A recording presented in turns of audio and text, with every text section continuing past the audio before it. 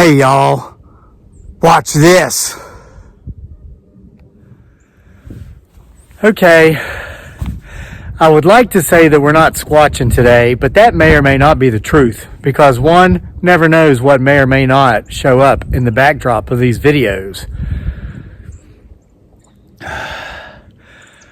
That's why I said, hey y'all, watch this instead of get my six at the beginning, whereas I usually say get my six. But you should still get my six while y'all watch this. What is this that you all are hyphenated, as we say here in both the South and in Appalachian, y'all should be watching? Something you can't do with your Prius, which was almost the title of this video. It was going to be called, I bet you can't do this with your Prius. But I know that only a select few of our viewers actually have a Prius, so the majority of you would not be interested. For those of you who do have Priuses, I don't think you could do what you're going to witness here in this video with your Prius, but that's okay. You probably wouldn't want to anyway. So today, while I'm taking breaks in between writing 2,000 words at a pop intervals, I'm coming out and working on some firewood. I have a dilemma, but I'm going to point out to you the specifics of this dilemma. And remember, keep watching, you never know what might show up back here. But we're going to solve our dilemma, not with the Prius, but with my nearly brand spanking new Dodge Ram 1500 four-wheel drive pickup truck. This is going to be awesome. So let me show you what we've got going on. All right, so I have really super huge wood. As you can see here, these logs are huge. Look at this. This is one that I split in half. I do this with an 18-inch chainsaw, and these logs are actually about 40 inches, 36 to 40 inches wide. So I have to cut straight down the middle, like with my chainsaw, then go around the side and go. That sounds like the plane that I flew into Nepal, doesn't it? In Bigfoot Sasquatch, the movie.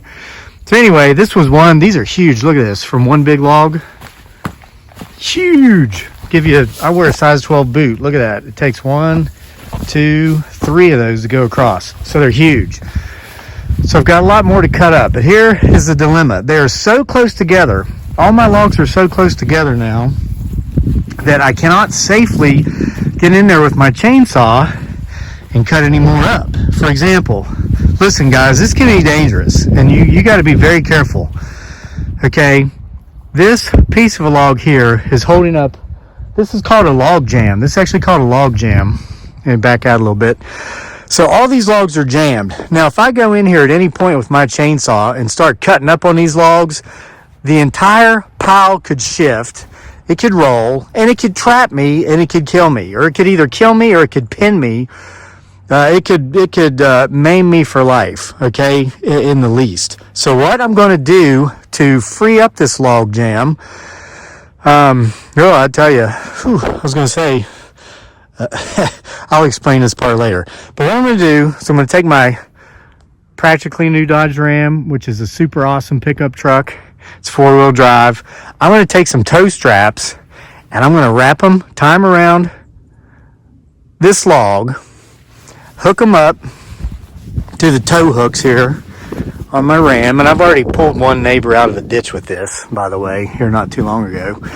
And I'm just simply going to back up, pull this log out, and try to free this jam. These logs should roll a little bit, but it'll make it possible for me to be able to get in there with my chainsaw and safely cut up my next round of links, or my round of rounds, so to say, to bust up and split with my sledgehammer and my maul, the way I like to do it. Saves me gym membership fees.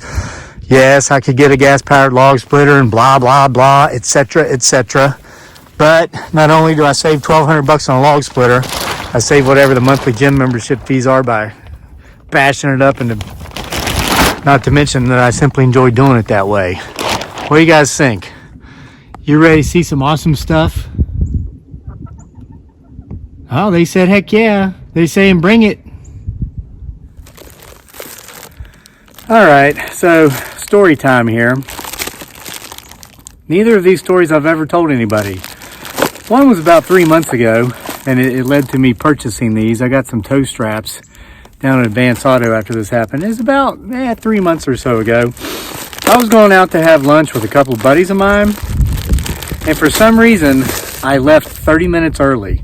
I'm always 5 minutes early wherever I go because I have too much respect for other people's time to be late. You know, when you're late, you're chronically late, that's pretty much telling the other person you don't care enough about them or their time to be on time. And I hate it when people do that to me, so I go out of my way not to do it to others. But I'm never 30 minutes late. So I'm heading out for this luncheon, and I'm like, why am I leaving 30 minutes? Or I'm never 30 minutes early is what I'm saying. I'm always like 5 minutes early. Like, why am I going to be so early?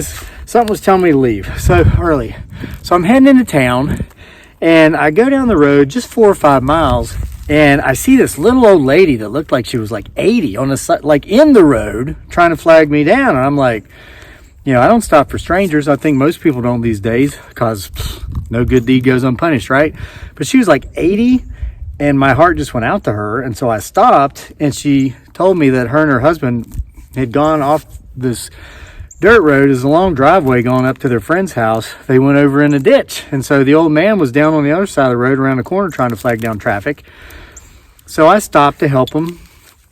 I had my truck, but I didn't have any tow straps. So the old man had managed to flag down a guy that worked at one of the local wine vineyards, and this has taken me forever because I didn't bring my knife with me, and I've got to take off these straps. So the guy from the vineyard came over with his little, you know, those gators they ride around all over the place to make sure everybody else is doing their job. And I got to get a knife. Okay, so long of it short, we pulled, you know, the guy gave me the straps. He's like, here, I'm not going to touch your car, their car, or you or them, so you can't sue me. Like, okay, thanks for the straps. He gave us the strap, pulled them out, hooked the strap up to the front of my totally awesome 4-wheel drive Dodge Ram 1500 pickup truck, and hooked the thing up around like the frame on the back part of their car and little car. Man, I was in reverse. I put in 4-wheel drive. I didn't even spin, and I was on a gravel road, and I just like, it was like the truck wasn't even pulling anything. It was amazing. I had so much fun doing it. I went and bought these the next day, and I actually would take the long way home on the way back from wherever I was coming or going, hoping to find people in the ditch so I could pull them out. Isn't that nuts? So anyway, yeah, they say I'm crazy. There's the chickens. I thought maybe it was a Bigfoot Sasquatch coming down to get a closer look at what's going on. So anyway, I don't know. So I got to this dilemma with cutting into these logs. It's like, oh my gosh, you know, and I've already got all of next winter's woods cut, split, stacked, drying out. And I've been doing it with an 18-inch pulling chainsaw that I've had 3 years. Listen, it is a poor musician who blames his instrument. If you know what you're doing and you don't mind working, and if you're fit enough to do the work, which amazingly you will be if you do the work, you can get it done. You don't have to have the best equipment in the world. Bash it up with a 10-pound sledgehammer and a diamond maul. It's excellent. So I've worked my way into this predicament, and now I'm going to work my way out of it doing something I've been wanting to do for the last 3 months since I pulled that car out of the ditch. Watch this, y'all. So, can you see me? Yep. I'm going to wrap this around this big log.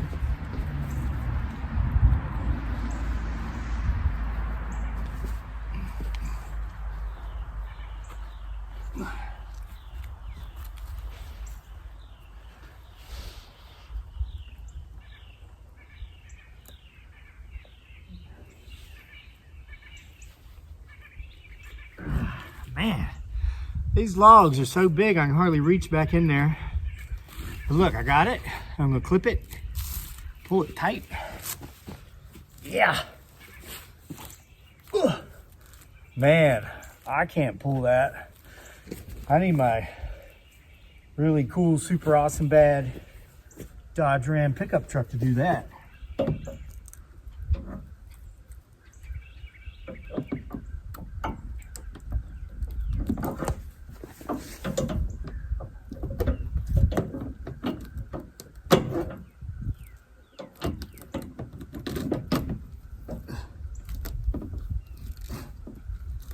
Wow, you know that whole day late and a dollar short thing? Looks like I'm 2 inches too far back to get this thing snapped. Maybe not.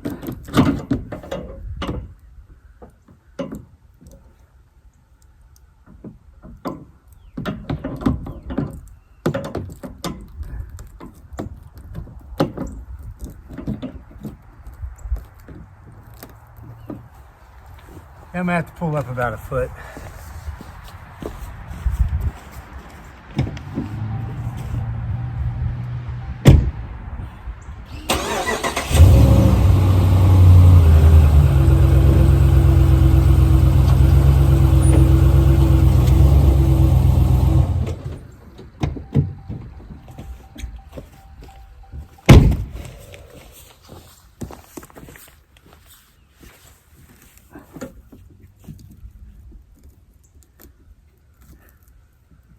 Ta-da!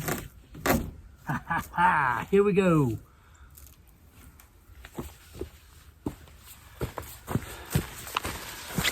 All right, y'all. Watch this. I bet you can't do this with your Prius.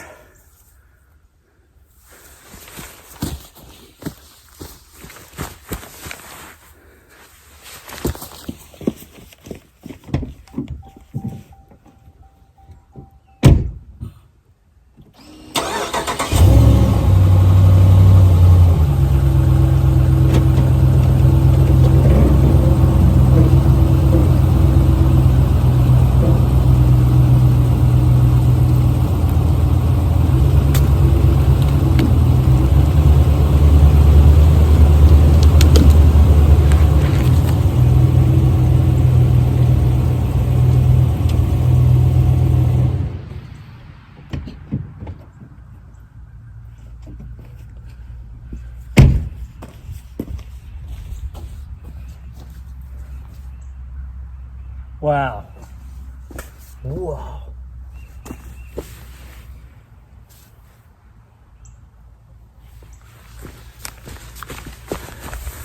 Look at these worms, they're huge. If it were summer, I'd throw them into the fish, but it's not. So I'm gonna throw them into the chickens. I'll be right back.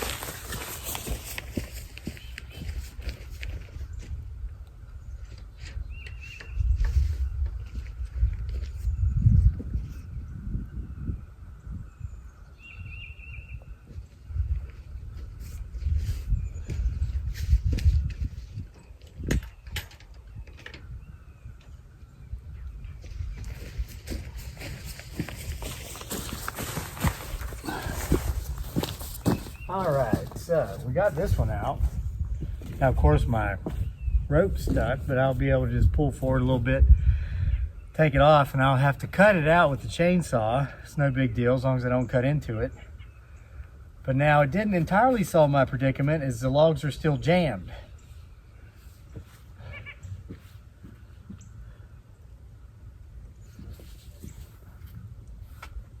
Huh.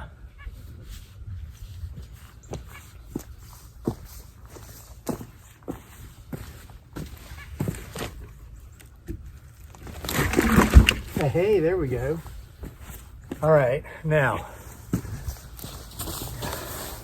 what I actually did there is I did two things. Okay, I can now easily and safely get to 1, 2, part of 3, part of 4 logs that I can saw up. Split and stacked, it actually would be the equivalency of about 2.5 weeks worth of burning to get the cut, split, stacked, to start drying. And number 2 is I made this safe. Now remember, I have a son and he's got friends that come over at times. If you're going to have logs piled up, you've got to make sure, okay, number 1, tell the kids not to climb on them, but we all know what kids do when no one's around. So number 2, if you really want to be responsible, you got to make sure these things are set up to where they're not going to fall so that they don't roll on a kid and kill a kid. So this has been accomplished. This pile is now safe. It's unjammed. I can continue to cut more logs here, and it's starting to snow. So let's do a perimeter check for him, her, it, or they, and I will tell you the story about the dangers of log jams I was going to tell you earlier. I didn't forget. Let's go for a walk and prepare to listen.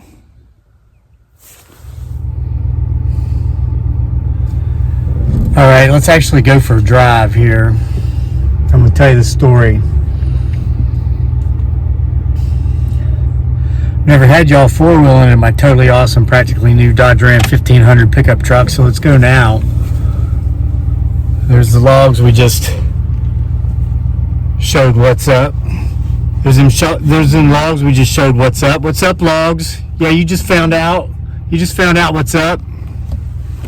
All right, so as you know, I grew up in Appalachian, and when you come from Appalachian, you more than likely have a long line of history in your family of either coal mining or timbering or both. And of course, I come from both.